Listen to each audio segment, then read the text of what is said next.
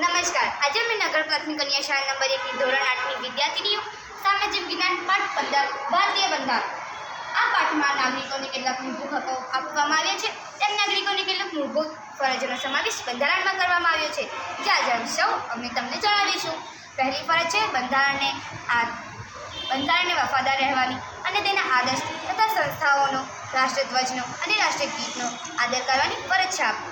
આઝાદી માટેની આપણી રાષ્ટ્રીય લડતને પ્રેરણા આપનારા ઉમદા આદર્શોને હૃદયમાં પ્રતિષ્ઠિત કરવાની અને અનુસરવાની આપણી ફરજ છે.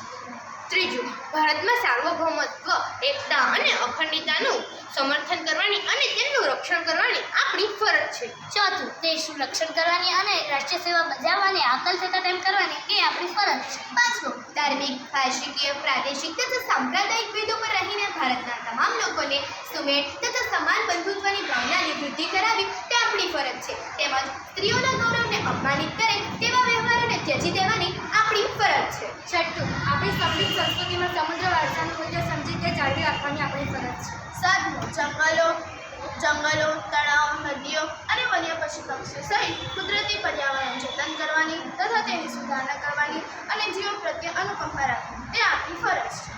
આઠમું, વૈજ્ઞાનિક માણસ, માનવતાવાદ અને જિજ્ઞાસા તથા સુધારણાની ભાવના કેળવવાની આપણી ફરજ છે.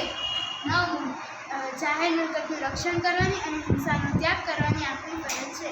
દસમું, રાષ્ટ્રપુરુષ સ્થાન અને સિદ્ધિના વધુને વધુ ઉત્પન્ન સોપાના ભણી સતત પ્રગતિ કરતું રહે એ માટે વિવિધતા અને સામૂહિક પ્રવૃત્તિના તમામ ક્ષેત્ર શ્રેષ્ઠતામાં હાંસલ કરવાનો પ્રયત્ન કરવાનો. 11મું, માતા પિતાને અથવા વાલીએ 6 વર્ષથી 14 વર્ષ સુધીની વયના પોતાના બાળક અથવા બાલ્યને શિક્ષણની તકો પૂરી પાડવાની આપણી ફરજ છે.